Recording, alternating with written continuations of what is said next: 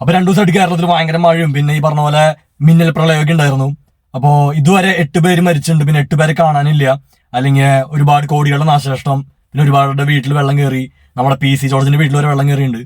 അപ്പോ ആയതിനെ പറയാനുള്ള കാര്യം എന്ന് വെച്ച് കഴിഞ്ഞാൽ, ഇങ്ങനെയുള്ള പ്രകൃതി ദുരന്തത്തിന്റെ സമയത്തായാലും അതുപോലത്തെ പ്രശ്നങ്ങളുടെ സമയത്തായാലും കേരള ജനത ഇതുവരെ ഒറ്റക്കെട്ടായിട്ട് നിന്നിരുന്നിട്ടുള്ളത്.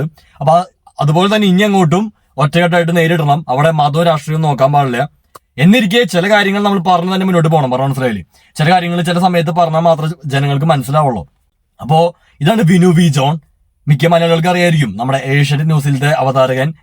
കഴിഞ്ഞ 10 വർഷം പിണറായി സർക്കാരിനും LDF സർക്കാരിനും അതിരൂക്ഷമായിട്ട് വസ്തുതകളും അർത്ഥസത്യങ്ങളും വെച്ച് ഏറ്റവും കൂടുതൽ ആക്രമിച്ചിട്ടുള്ള മാധ്യമ പ്രവർത്തകൻ. അപ്പോ പിണറായിയുടെ ഇത്ര വലിയ തോൽവിക്ക് ഉണ്ടായ പല കാരണങ്ങളിൽ ഒരു ഘടകം വഹിച്ചേക്കുന്നത് വിനു വി ജോണും ഏഷ്യാനെറ്റുമാണ്. ഏഷ്യാനെറ്റ് വലിയൊരു ഘടകം വഹിച്ചിട്ടുണ്ട്, ഇല്ലാന്ന് പറയാൻ പറ്റില്ല. കാരണം കേരളത്തിലെ ഏറ്റവും കൂടുതൽ വ്യൂവേഴ്സ് ഉള്ളൊരു റിപ്പോർട്ടറിനേക്കാൾ വ്യൂവേഴ്സ് ഉള്ളൊരു മാധ്യമ സ്ഥാപനമാണ് ഏഷ്യാനെറ്റ് ന്യൂസ്. അപ്പോൾ ഏഷ്യാനെറ്റ് ന്യൂസിനെ പറ്റി പറയുകയാണെങ്കിൽ അതിന്റെ ഉടമസ്ഥനാരെന്ന് എല്ലാവർക്കും അറിയാം. ഉടമസ്ഥ കമ്പനിയായിട്ടുള്ള ജുപ്പിറ്റർ ക്യാപിറ്റലിന്റെ മുതലാളി രാജീവ് ചന്ദ്രശേഖർ. അപ്പോൾ BJP സംസ്ഥാന അധ്യക്ഷനും BJPയുടെ നിലവിലുള്ള MLA ആയിട്ടുള്ള രാജീവ് ചന്ദ്രശേഖറിന്റെ ചാനലാണ് ഏഷ്യാനെറ്റ് ന്യൂസ്. അപ്പോൾ ഒബിയസ്ലി വിനു വി ജോൺ എന്ന് പറയുന്നത് രാജീവ് ചന്ദ്രശേഖറിന്റെ കീഴിൽ വർക്ക് ചെയ്യുന്ന ഒരു മാധ്യമ പ്രവർത്തകൻ എന്ന് തന്നെ പറയാൻ പറ്റുള്ളൂ. പറഞ്ഞ മനസ്സിലായില്ലേ?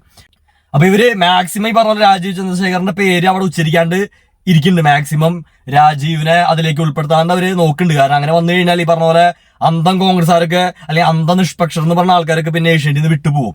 പറഞ്ഞ മനസ്സിലായില്ലേ? കാരണം BJP അനുകൂലത മാത്രം വന്നു കഴിഞ്ഞാൽ. അപ്പൊ അവര് കറന്റ്ലി അവരുടെ നിലപാടെന്ന് വെച്ചാൽ CPM വിരുദ്ധത മാത്രം, പിന്നെ ലൈറ്റായിട്ട് BJPനെ അറ്റാക്ക് ചെയ്യും, ലൈറ്റായിട്ട് കോൺഗ്രസിനെ അറ്റാക്ക് ചെയ്യും. അങ്ങനത്തെ ഒരു നിലപാടിൽ പോകും. അതായത് ഒരു വലത്തോട്ടുള്ള രീതിയിലുള്ള യാത്രയാണ് അവരുടെ.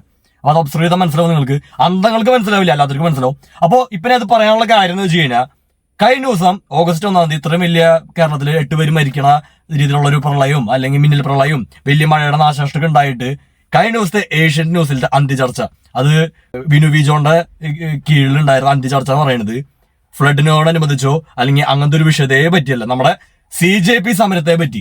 മോദി മാപ്പ് കൊടുത്തില്ല പിള്ളേർക്ക്, കപടമായിട്ടുള്ള മാപ്പ്. അതിനെ പറ്റി, മോദിയുടെ മാപ്പിനെ പറ്റി പറയുകയാണെങ്കിൽ എല്ലാവർക്കും അറിയാം. പിള്ളേരെ തല്ലി ചാച്ചിട്ട് മാപ്പ് കൊടുക്കുക, അതായത് കഴുത്തറുത്തിട്ട് മാപ്പ് കൊടുക്കില്ല, അവര് ഏർപ്പാടാ. അത് വേറെ ടോപ്പിക്.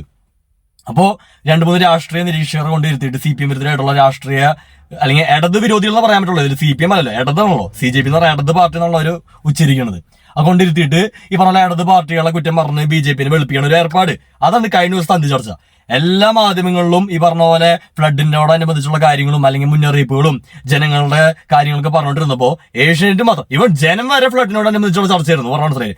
ആ സമയത്താണ് ഏഷ്യാനെറ്റ് ന്യൂസ് പോലത്തെ ഇത്രയ്ക്കും പ്രമുഖമായിട്ടുള്ള ഒരു മാധ്യമ സ്ഥാപനം അന്ത്യചർച്ച വെച്ചേണത്. എക്സാക്ട്ലി ഇതായിട്ട് ബന്ധമില്ലാത്ത, അതായത് കേരളത്തിൽ ഇപ്പൊ നടക്കുന്ന കാര്യമായിട്ട് ബന്ധമില്ലാത്ത ഒരു അന്ത്യചർച്ച. ഒപ്പം തന്നെ കവർ സ്റ്റോറി എന്ന് പറഞ്ഞൊരു സ്ത്രീ ഉണ്ടല്ലോ, വലിയ കാര്യത്തില് വലിയ നിഷ്പക്ഷത ചമയണ സ്ത്രീ. പുള്ളിക്കാരത്തി പറഞ്ഞ PM ശ്രീയില് ഒറ്റയടിക്ക് പിണറായിനും സതീശനും അറ്റാക്ക് ചെയ്തിട്ടുള്ള ഒരു പരിപാടി. അവിടെയും BJPനെ സംഘവിരുദ്ധരെന്ന് പറഞ്ഞിട്ട് നമ്മുടെ പിണറായിയും സതീശനും എതിരെ ഒരു കവർ സ്റ്റോറി. അപ്പോ ഇത് ജനം മനസ്സിലാക്കുക. പറഞ്ഞത് എനിക്ക് അത്ര പറയാനുള്ളൂ. അതായത് അന്തം BJPക്കാരോട് കോൺഗ്രസ്സോട് എനിക്കൊന്നും പറയാനില്ല. നിങ്ങൾ ഇഷ്ടമുള്ളത് ചെയ്തു, കാരണം നിങ്ങൾ ഓട്ടോമാറ്റിക് അന്തംസ് ആണ്. അല്ലാത്ത CPMകാരോടും കപടമായിട്ട് ഇവരുടെ ഇതിൽ വീണ് പോണ പാവം നിഷ്പക്ഷരോട് എനിക്ക് പറയാനുള്ളത്, നിങ്ങൾ ശ്രദ്ധിക്കുക. അതായത് കഴിഞ്ഞ ദിവസം ഒരു അന്ത്യചർച്ചയോ ഏഷ്യാനെറ്റില് ഇതിനെ ഫ്ലഡിനെ പറ്റി വന്നില്ല. അതിനുള്ള കാരണം ഞാൻ വ്യക്തമാക്കി തരാം. അഥവാ അന്ത്യചർച്ച വന്നു കഴിഞ്ഞാൽ അവർക്ക് CPM പ്രതിനിധിനെ അവിടെ ഉൾക്കൊള്ളിക്കേണ്ട ആവശ്യമുണ്ട്. കാരണം കേരളത്തിലെ പ്രതിപക്ഷം ഇപ്പൊ CPM ആണ്, LDF ആണ്. ഒബ്വിയസ്ലി ഈ പറഞ്ഞ പോലെ ഏഷ്യാനെറ്റ് ന്യൂസിന് ഈ CPMനെ മറ്റിട്ട് അവിടെ BJPനെ പ്രതിപക്ഷമാക്കാനുള്ള ഒരു അജണ്ട ഉണ്ട് അവർക്ക്. അപ്പൊ അവർക്ക് CPMനെ കൊണ്ടുവരാണ്ട് നിവൃത്തിയില്ല. ഒരു അന്ത്യചർച്ച ഫ്ലഡിനെ പറ്റി ചെയ്യുമ്പോ ഒബ്വിയസ്ലി അവിടെ CPM വേണം. പക്ഷെ CPMനെ കൊണ്ടുവന്ന ഈ CPMമാര് ഒറ്റയടിക്ക് ചോദിക്കും, അതായത് സർക്കാർ അനാസ്ഥകൾ ചൂണ്ടിക്കാണിക്കും. ഈ പറഞ്ഞ പോലെ CPMമാര് ഇപ്പൊ പറയേണ്ടത്, അതായത് സർക്കാർ സ്പോൺസേഡ് ഫ്ലഡ് എന്ന് പറയേണ്ടത്, അതായത് ഡാമൊക്കെ ഇന്നലെ രാത്രി മുന്നറിയിപ്പില്ലാണ്ട് തുറന്നു. അതുപോലെ തന്നെ മുഖ്യമന്ത്രിയുടെ ഹെലികോപ്റ്റർ യാത്ര, അല്ലെങ്കിൽ ഇതുപോലെ ഫ്ലഡ് മുഖത്ത് ജനം നിൽക്കുമ്പോൾ യൂത്ത് ലീഗുകാരന്റെ വീട്ടിൽ പോയിട്ട് മട്ടനും ചിക്കനും കഴിക്കണ മുഖ്യമന്ത്രി VD സതീശൻ. അപ്പൊ ഇങ്ങനെയുള്ള കാര്യങ്ങൾ കമന്റ് ബോക്സിലും അല്ലാതെയും ഈ പൊതുജനം ചോദിക്കുമെന്ന് ഭയന്നിട്ടായിരിക്കാം ഈ പറഞ്ഞ പോലെ ഏഷ്യാനെറ്റ് ന്യൂസ് ഈ പറഞ്ഞ പോലെ അന്ത്യചർച്ചയ്ക്ക് അത് എടുക്കാണ്ടിരുന്നത്. അതൊരു കാര്യം. വേറെ കാര്യം എന്ന് വെച്ച് കഴിഞ്ഞാൽ, കഴിഞ്ഞ 2018 ഫ്ലഡിന്റെ ഉത്തരവാദിത്തം അല്ലെങ്കിൽ അത് പിണറായി സ്പോൺസേഡ് ഫ്ലഡ് ആണെന്ന് വരുത്തി തീർക്കാൻ ഈ മറുനാടൻ മലയാളി പോലെ തന്നെ ഏഷ്യാനെറ്റ് ന്യൂസും ഒരുപാട് കഷ്ടപ്പെടുന്നു. ഏഷ്യാനെറ്റിൽ വന്നൊരു ക്ലിപ്പിങ്ങിനെ കണ്ടതെന്ന് വെച്ച് കഴിഞ്ഞാൽ, നാടിനെ മുക്കിയത് ആരപ്പ, എന്നിട്ട് ഇൻഡയറക്റ്റ് ആയിട്ട് ഈ പറഞ്ഞ പോലെ പിണറായി സർക്കാരിന് പിണറായിന്റെ നെഞ്ചത്തോട്ടായിരുന്നു അന്ന്. അതായത് മാൻമെയ്ഡ്, അതായത് മനുഷ്യനിർമ്മിത പ്രളയം എന്ന് പറഞ്ഞ ഒരുപാട് കൊട്ടിഘോഷിച്ചു. അപ്പോ അത് കഴിഞ്ഞ 2-3 മാസം മുമ്പാണ് അതിന്റെ ഒരു അന്ത്യചർച്ചയായിട്ട് വിനിയോഗിച്ചാണ് ഒരു 5-6 അന്ത്യചർച്ചയും ഈ പറഞ്ഞ പോലെ പിണറായിയുടെ മാക്സിമം ഇകഴ്ത്തി കാണിക്കാൻ, പിണറായിനെ കരുവാരി തേക്കാൻ ഒരുപാട് ശ്രമിച്ചു ഈ പറഞ്ഞ പോലെ കോൺഗ്രസ്സുകാരും BJP-കാരും. അപ്പോ അത് കഴിഞ്ഞ് നാക്കുള്ളിലേക്ക് ഇട്ട അപ്പൊ എന്നത് അടുത്ത ഫ്ലഡ് വന്ന് 8 പേര് മരിച്ചു. അപ്പോ ഇപ്പൊ അവര് ഈ ഇതിനെ പറ്റി പറഞ്ഞ ഇപ്പൊ ഇവിടെ പിണറായി അല്ല ഭരണം, ഈ പറഞ്ഞ ഡാം തുറന്നിട്ടല്ല ഈ പറഞ്ഞ ഫ്ലഡ് വന്നത്. അപ്പൊ അടുത്ത ക്യാപ്സ്യൂൾ ഇറങ്ങി. മറുനാടൻ മലയാളി പറയണെന്ന് വെച്ചാൽ 1 മാസം പെയ്യേണ്ട മഴ 1 ദിവസം പെയ്തു, ഒരു ക്യാപ്സ്യൂള്. പിന്നെ എന്നിട്ട് വേറൊരു കോൺഗ്രസ്സുകാരന്റെ ക്യാപ്സ്യൂൾ ഉണ്ടോന്ന് വെച്ച് കഴിഞ്ഞാൽ, ഒരു വീഡിയോയിൽ ഉണ്ടോന്ന് വെച്ച് കഴിഞ്ഞാൽ 2018 പ്രളയത്തിനേക്കാൾ കൂടുതൽ മഴ ഇപ്പൊ പെയ്തു എന്ന്. എന്ത് രീതിയിലുള്ള ക്യാപ്സ്യൂളുകൾ ഇവർ ഇറക്കണം, ഞാൻ ആകാംക്ഷയോടെ കാത്തിരിക്കും ഇവരെ ക്യാപ്സ്യൂളുകൾ. ഇനിയിപ്പോ കരച്ചിലാണുള്ളവർ, ഇനിയിപ്പോ 5 വർഷം ഇവരുടെ ഈ ക്യാപ്സ്യൂൾ കരച്ചിലുകളായിരിക്കും. ഈ കഴിഞ്ഞ 10 വർഷം പ്രതിപക്ഷത്തിരുന്നുള്ള കരച്ചിലായിരുന്നു, ഇനിയിപ്പോ ഭരണപക്ഷത്തുള്ള കരച്ചിലുകൾ കാണാൻ ആഗ്രഹിക്കണം നമ്മള്. എനിക്ക് തോന്നുന്ന കാര്യം വെച്ച് കഴിഞ്ഞാൽ ഏഷ്യാനെറ്റ് ന്യൂസ് 1-2 ദിവസത്തേക്ക് ഇത് ചർച്ച ചെയ്യില്ല. പകരം ഇവര് ഈ ദിവസം കൊണ്ട് മാക്സിമം ഇതും എങ്ങനെ നമ്മുടെ വയനാട്ടിൽ തുരങ്കപാതയുടെ പ്രശ്നം ഉണ്ടായപ്പോ അതെങ്ങനെ പിണറായി പിണറായിയുടെ തലക്കിടാമെന്ന് ഇവർ ആദ്യം ആലോചിച്ചത്. അപ്പൊ അതുപോലെ തന്നെ ഇത് എങ്ങനെ പിണറായിയുടെ തലക്കിടാമെന്ന് ആലോചിക്കായിരിക്കും ഇത്ര ദിവസം പറഞ്ഞില്ല. അത് കഴിഞ്ഞ് അതിനുള്ള ക്യാപ്സ്യൂളൊക്കെ കോൺഗ്രസിൽ നിന്നും BJP നിന്നും കിട്ടി കഴിഞ്ഞിട്ട് അതെങ്ങനെ BJPക്കും കോൺഗ്രസിനും വലിയ ക്ഷീണമില്ലാണ്ട് ഡയറക്ട്ലി CPM-ലേക്കും അറ്റാക്ക് ചെയ്യാനുള്ള ഒരു എന്താ പറയാ ഒരു അജണ്ട ഉള്ളിൽ കളിക്കണ്ടായിരിക്കും എനിക്ക് തോന്നുന്ന കാര്യം പറഞ്ഞ മനസ്സിലായി. ഇതൊക്കെ ഒരു രാഷ്ട്രീയ നിരീക്ഷകൻ എന്ന രീതിയിലും അല്ലെങ്കിൽ ഒരു പൊതുജനം എന്ന രീതിയിലും എനിക്ക് മനസ്സിലാക്കാനാണ് ഞാൻ പറഞ്ഞായിരുന്നു പറഞ്ഞ മനസ്സിലായി. ഇപ്പൊ ഇതിപ്പോ കേൾക്കുന്ന ആൾക്കാർ നിങ്ങൾക്ക് ഇത് വേണമെങ്കിൽ വിശ്വസിച്ചാൽ മതി, എനിക്കൊരു നിർബന്ധമില്ല. നിങ്ങൾ ഞാൻ പറയുന്നത് കേട്ട് ഒരു കാര്യം വിലക്കെടുക്കണമെന്നില്ല. ഞാൻ പറയുന്നത് ഒരു ചെവിയോട് കേൾക്കുക. ഒപ്പം നിങ്ങൾ ഇനി ഇതുപോലത്തെ വാർത്തകൾ കാണുമ്പോഴും അല്ലെങ്കിൽ ഇതുപോലത്തെ യൂട്യൂബ് സോക്കോൾഡ് രാഷ്ട്രീയ നിരീക്ഷകർ എന്ന് പറയണ കപടമായ നിഷ്പക്ഷരൊക്കെ കാണുമ്പോഴും നിങ്ങൾ വിലയിരുത്തിയാൽ മതി. പറഞ്ഞ മനസ്സിലല്ലേ, എന്റെ വാക്കൊരാളും വിലക്കെടുക്കണ്ട. ഞാൻ പറയണ കേൾക്കുക. ഒപ്പം നിങ്ങൾ ഒബ്സർവ് ചെയ്യുക, നിങ്ങളെ സ്വയം ചിന്താശേഷി വെച്ച് ഒബ്സർവ് ചെയ്ത് നോക്കുക ഓരോ ആൾക്കാരുടെ നിലപാടുകളും. ഇപ്പൊ ഏഷ്യാനെറ്റ് ന്യൂസിൽ ഇപ്പൊ വിനു ജോണിനൊപ്പം ചർച്ചയ്ക്ക് വരുന്ന രാഷ്ട്രീയ നിരീക്ഷകർ എന്ന് പറഞ്ഞ ഒരു 10 പേരെ എടുത്തു നോക്കിക്കോ. അവര് 9 പേരും ഈ പറഞ്ഞ CPM വിരുദ്ധരായിരിക്കും. അവർ യൂട്യൂബ് ചാനൽ എടുത്ത് തന്നെ അറിയാൻ പറ്റും. അവരൊക്കെ സൈലന്റ് ആയിട്ട് BJP-നെ സപ്പോർട്ട് ചെയ്യുക, അല്ലെങ്കിൽ സൈലന്റ് ആയിട്ട് കോൺഗ്രസ് സപ്പോർട്ട് ചെയ്യുക, CPM വിരുദ്ധത തുപ്പിക്കൊണ്ടിരിക്കുന്ന ആൾക്കാരായിരിക്കും. ഇതാണ് നിഷ്പക്ഷത.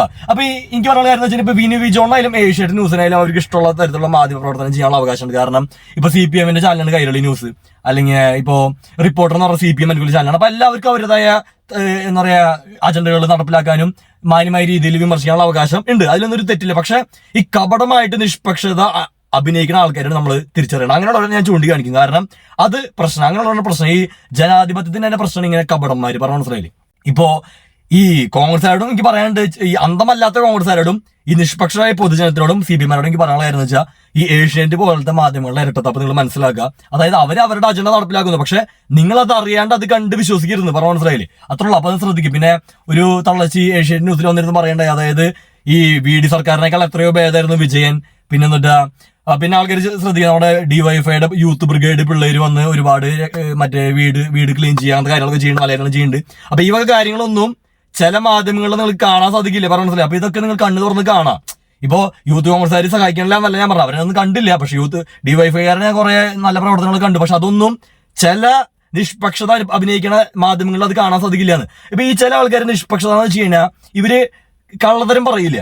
ഇപ്പൊ ഏഷ്യാനെറ്റ് ഞാൻ ഒബ്സർവ് ചെയ്ത് മനസ്സിലായെന്ന് വെച്ചാൽ അവർ കള്ളത്തരല്ല പറയാം, പക്ഷെ അവരൊരു 10 അന്തിചർച്ച ഉണ്ടെങ്കിൽ അതിലൊരു 8 എണ്ണം CPM-ന് അഗെയിൻസ്റ്റും, ഒരെണ്ണം BJP അഗെയിൻസ്റ്റും, ഒരെണ്ണം കോൺഗ്രസിന് അഗെയിൻസ്റ്റും. അവിടെയാണ് അവരെ കള്ളത്തരം പറഞ്ഞ മനസ്സിലായ. അതായത് നിങ്ങൾ നിഷ്പക്ഷത ഉണ്ടെങ്കിൽ നിങ്ങൾ BJP-നും കോൺഗ്രസിനും CPM-നും ഒരുപോലെ വിമർശിക്കണം, ഒരുപോലെ അനുകൂലിക്കണം.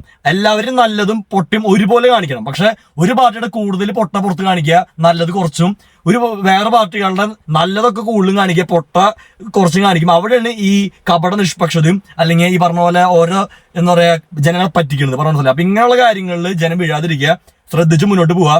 ഈ പ്രളയവും ഇതല്ല ഇതിനപ്പുറം വന്നാലും മലയാളി ജനത ഇതൊക്കെ നേരിടും. പക്ഷെ ചില കാര്യങ്ങൾ നിങ്ങൾ മനസ്സിലാക്കി പോയില്ലെങ്കിൽ ഇത് ഭാവിയിൽ നിങ്ങൾക്ക് തന്നെ ദോഷം ചെയ്യും പറഞ്ഞ മനസ്സിലായില്ലേ.